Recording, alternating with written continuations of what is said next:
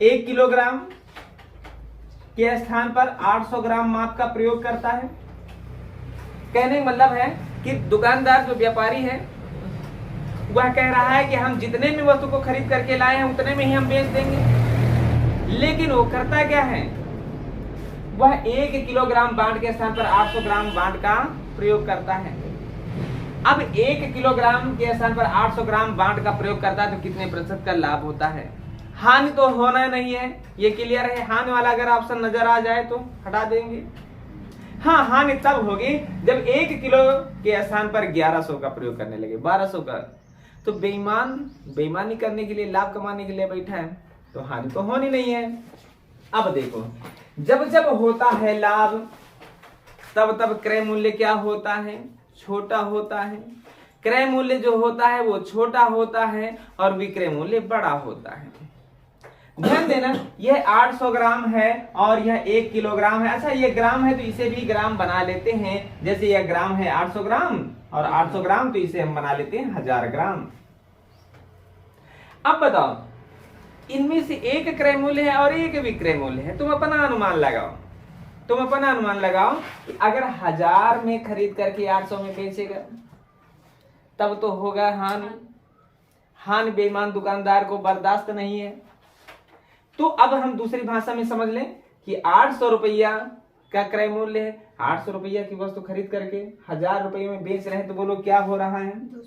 200 रुपया का लाभ हो रहा है। हम ऐसे अपने भाषा में समझ लेते हैं, 200 रुपया का लाभ हो रहा है ना। लेकिन हमें ये नहीं बताना है कि 200 रुपया का लाभ हो रहा है, हमें प्रतिशत लाभ बताना। और प्रतिशत लाभ निकालने के लिए हम करते क्या है? तराजू बनाते हैं। और तराजू बनाते हैं तो हम सदैव क्रय मूल्य को क्या मानते हैं? क्रय मूल्य को सदैव क्या 100% मानते हैं। और लाभ हुआ है तो 200 रुपया। देखो, रुपया इधर है और प्रतिशत इधर है। रुपया के नीचे रुपया रखेंगे, प्रतिशत के नीचे प्रतिशत आएगा। सवाल कहता है 200 का लाभ होता है 200 और ये परसेंटेज।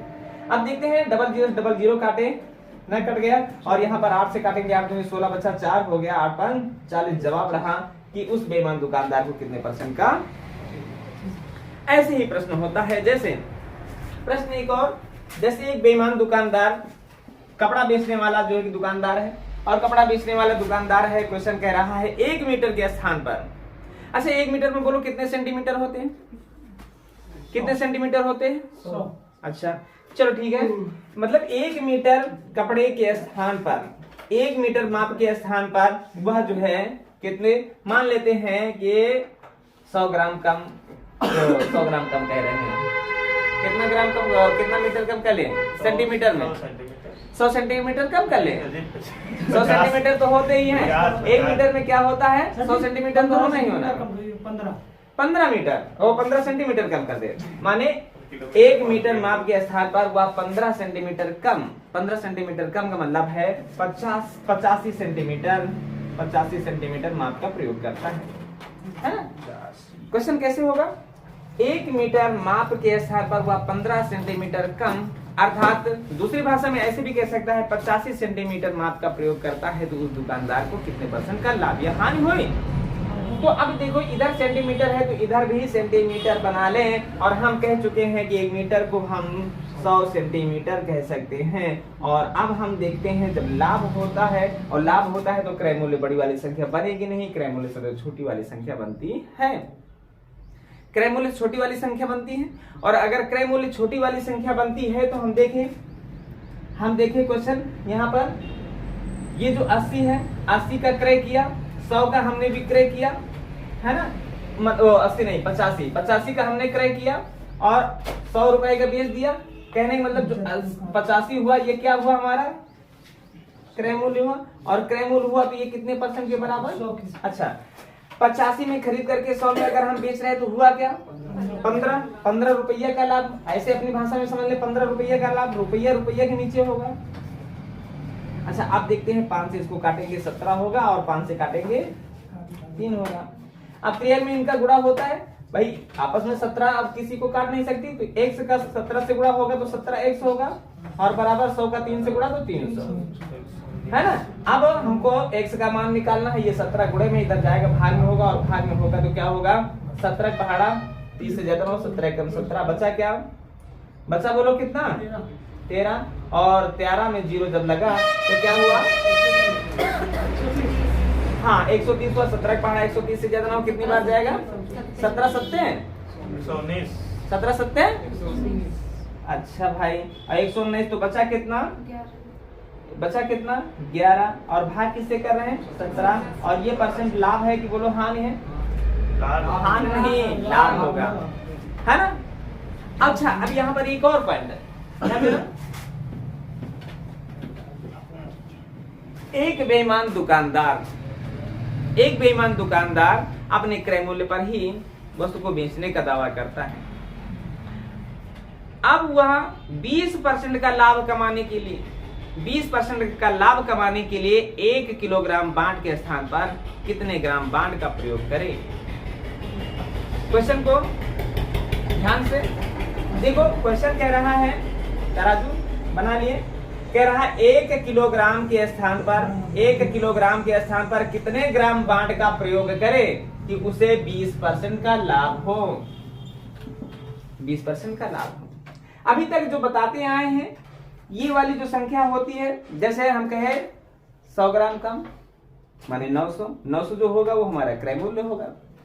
200 ग्राम कम माने 800 जो होगा हमारा क्रय मूल्य होगा। माना कि यह 100 ग्राम, माना कि यह कितने ग्राम? 100 ग्राम।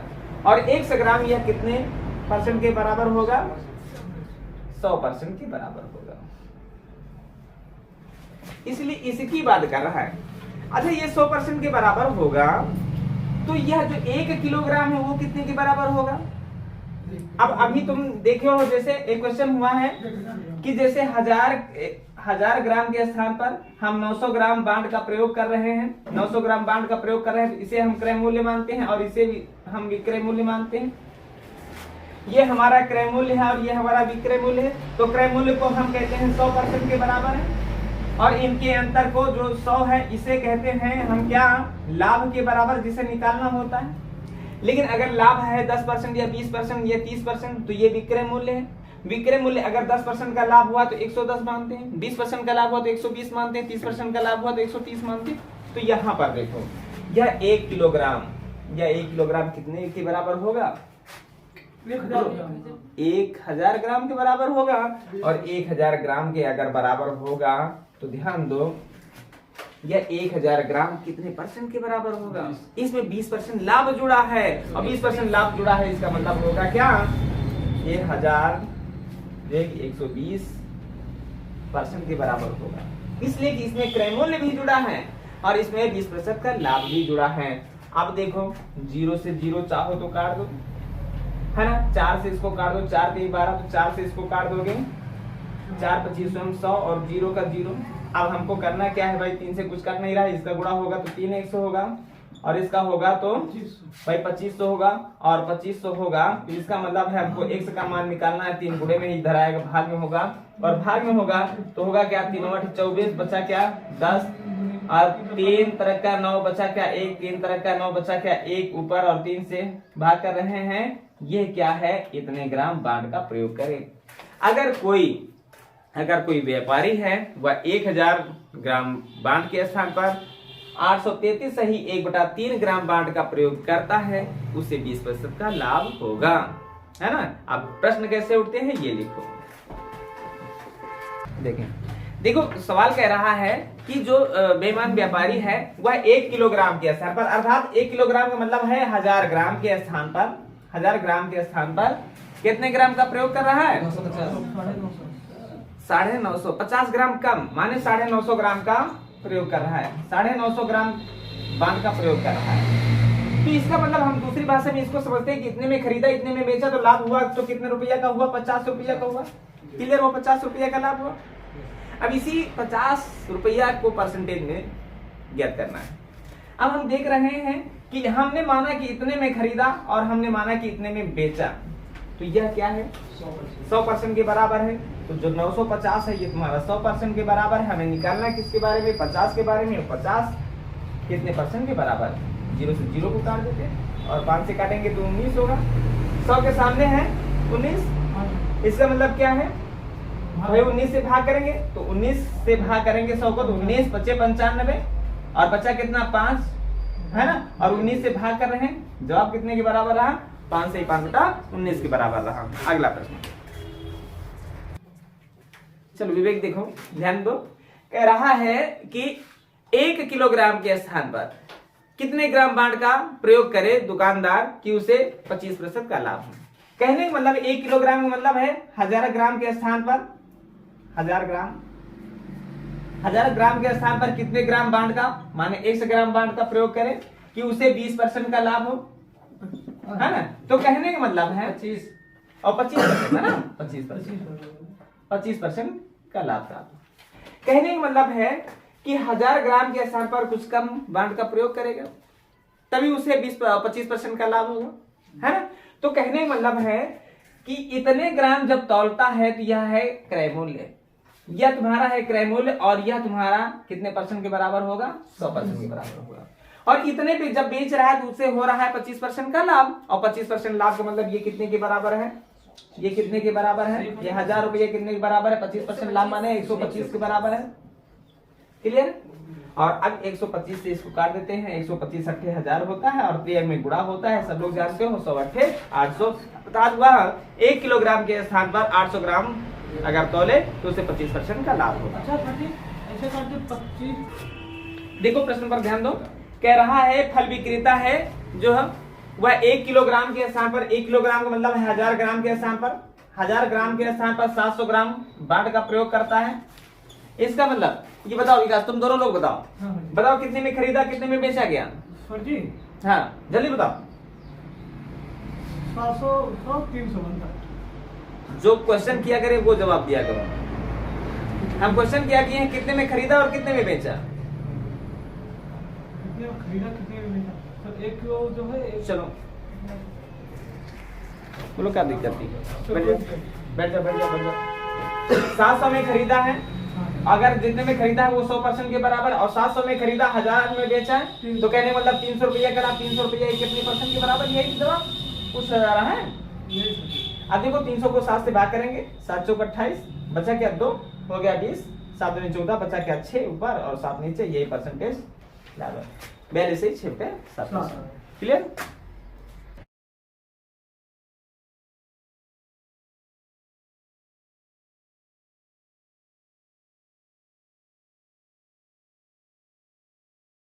देखो क्वेश्चन पर ध्यान दो। कह रहा है एक व्यक्ति एक मेज और एक कुर्सी को 500 रुपए में खरीदता। क्या करता है? एक कुर्सी और एक मेज दोनों को 500 रुपये में खरीदा, माने प्रत्येक को नहीं, दोनों को 500 रुपये में। अब कह रहा है बेचने का जब समय हुआ तो मेज को 10% हानि पर, 10% हानि का मतलब सीधे 90% रख लो, 10% हानि का मतलब सीधे 90% पर रख लो। और उसके बाद कह रहा है कुर्सी को 10% लाभ, 10% लाभ का मतलब है 110% पर बेच रहा है। और जब दोनों से रुपया मिलता है उसे तो देखा कि 10 रुपया का लाभ हुआ, 10 रुपया का लाभ हुआ। ऐसे सवालों को लगाने के लिए देखो, एक तरफ हम मेज का और एक तरफ कुर्सी का जो भी हो परसेंटेज रख लेते हैं जितने में बेचा गया, और यहाँ पर दोनों का परसेंटेज रख लेते हैं, लेकिन दोनों का परसेंटेज हमें पता नहीं। अच्छा एक चीज जानो कि 500 रुपया, जो 500 रुपया है ये 100% के बराबर है। तो जो 10 रुपया का लाभ हुआ है, रुपये के नीचे रुपया रखो, 10 रुपये का जो लाभ हुआ वो कितने % के बराबर है? तो देखें 10%, माने 2% का लाभ हुआ। 10 रुपये जब कमाता तो 10 रुपये को देखे हमने कि ये 2% के लाभ के बराबर है। अच्छा 2% लाभ का मतलब क्या होता है? वो 102 में बेच रहा है। क्लियर है? और ऐसे सवाल लगाने के लिए हम इन दोनों का अंतर इधर लिख देते हैं और इन दोनों का अंतर हम किधर लिख देते हैं? इधर लिख देते हैं। क्लियर है? 90 और 102 का अंतर 12 और 110 और 102 का अंतर 8। अब देखो यहाँ पर दूसरा तराजू लगाएंगे और दूसरा तराजू लगाएंगे तो कैसे? ये जो 500 रुपया है यह कुर्सी और मेज दोनों की कीमत है। अर्थात ये जो अनुपात आया है, यह अनुपात आया है, यह मेज का अनुपात है, यह जो अनुपात आया है यह कुर्सी का अनुपात है। अर्थात ये सवाल कह रहा है यदि मेज को 8 रुपया में खरीदा गया है तो कुर्सी को 12 रुपया में खरीदा गया है। अर्थात दोनों को 20 रुपया में खरीदा गया। दोनों की कीमत के सामने दोनों की कीमत को रखेंगे। अगर क्वेश्चन कह रहा है मेज की कीमत बताओ तो 8 रुपया रख दो, कुर्सी की कीमत बताओ तो 12 रुपया। और ये भी क्वेश्चन कह सकता है कुर्सी की कीमत मेज की कीमत से कितना अधिक है, अधिक और कम की बात करें तो दोनों का अंतर रख दो। फिलहाल यहाँ पर बात किसकी हुई, मेज या कुर्सी, कुर्सी की बात हुई, कुर्सी माने 12। और देखते हैं 0 से 0 कटा और इससे काटेंगे तो 25 होगा और 25 और क्रिया में गुणा होता है तो 25 दूना 50, हासिल 5 हो गया और 25 से कम 25 5 30, अर्थात जो कुर्सी की कीमत कितने रुपया है, 300 रुपया है। देखो प्रश्न क्या कह रहा है, 750 रुपया में 2 कुर्सियां खरीदा गया, 750 रुपया में 2 कुर्सियां खरीदा गया है ना। और उसकी बाद क्या कह रहा है, पहली कुर्सी को 22% लाभ पर, पहली कुर्सी को 22% लाभ का मतलब क्या होगा 122% पर, और दूसरी कुर्सी को जो है कि कितने की बात कर रहा है 8% हान, 8% हान का मतलब क्या, 8% हान का मतलब 92%। और इस तरह से देखा गया कि कुल सौदे में ना तो लाभ हुआ ना तो हान हुई, ना तो लाभ ना ही हानि का मतलब क्या होता है, उसे 100% जो रुपया था उसका 100% रुपया वापस हो गया, माने ना लाभ हुआ ना हानि हुई। आप देखो इन दोनों का अंतर इधर, इन दोनों का अंतर इधर, ये पहली कुर्सी है और ये दूसरी कुर्सी है ना, इन दोनों का अंतर हुआ 8 और इन दोनों का अंतर हुआ 10। अच्छा एक चीज यहाँ पर जो अनुपात था, पहले का अनुपात, पहले का परसेंटेज 22 था, दूसरे का 8 था। जब भी ना लाभ होता ना हानि होता तो इनके जो अनुपात होते हैं सीधे ये एक भाषा में समझ लेते हैं कि इनके अनुपात से पलट जाते हैं। 22% का लाभ 8% की हानि, देखो 8:22 का बना। पहले वाले की कीमत 8 रुपया है अगर, तो दूसरे वाले की कीमत 22 रुपया है। अर्थात तराजू कहता है जो 750 रुपया है ये दोनों की कीमत है, दोनों की कीमत है, दोनों को इसके सामने जोड़ के रख देते हैं। बोलो पहले की कीमत पूछी गई है दूसरे की, बोलो पहले की कीमत पूछी गई है दूसरे की, दूसरी कुर्सी की कीमत पूछी गई, अर्थात हमको रखना क्या है 22। देखो 0 से 0 कटा और 3 से कटा तो 25 हुआ और क्रिया में गुणा होगा, और क्रिया में गुणा होगा 25 दूना 50, हासिल 5, 25 दूना 50, 50 में 5 जुड़ा तो 55, जवाब रहा 550। चलो देखते हैं, क्वेश्चन कह रहा है कि एक फर्नीचर निर्माता 10,000 में 2 अलमारियां खरीदता है। अगर 10,000 में 2 अलमारियां खरीदता है तो 10,000 को तुम जो है कि तराजू पर रख लो, है ना। क्वेश्चन कह रहा है एक को जो है कि 15% लाभ पर माने 115% पर, दूसरे को कह रहा है कि 10% लाभ पर माने 110% लाभ पर, और कह रहा है दोनों पर उसे 12% का लाभ माने 112% लाभ मिला, है ना। यही तो करोगे, इन दोनों का अंतर 2 होगा, इन दोनों का अंतर 3 होगा। ये पहले वाले की कीमत होगी, ये दूसरे वाले की कीमत होगी, और यहाँ पर कह रहा है दोनों की कीमत बताना। अच्छा ये जो खरीदा गया है ये दोनों का रेट है ना, दोनों का रेट है तो दोनों के सामने दोनों को जोड़ के रखेंगे। कह रहा है क्रमशः दोनों की बात कर रहा है, पहले और दूसरी दोनों की बात कर रहा है, तो 2 भी रख दो और 3 भी रख दो, है ना। सामने वाली संख्या को काटती है तो इससे गुणा होगा 2 दूनी 4,000 होगा, और इससे गुणा होगा तो 6,000 होगा। अच्छा दोनों की कीमत सजाओ इसके बराबर होनी चाहिए, क्लियर है। पहले की कीमत पूछे 4,000, दूसरे की कीमत पूछे 6,000, लेकिन यहाँ पर दोनों कीमत है अर्थात 4,000 और 6,000, क्लियर।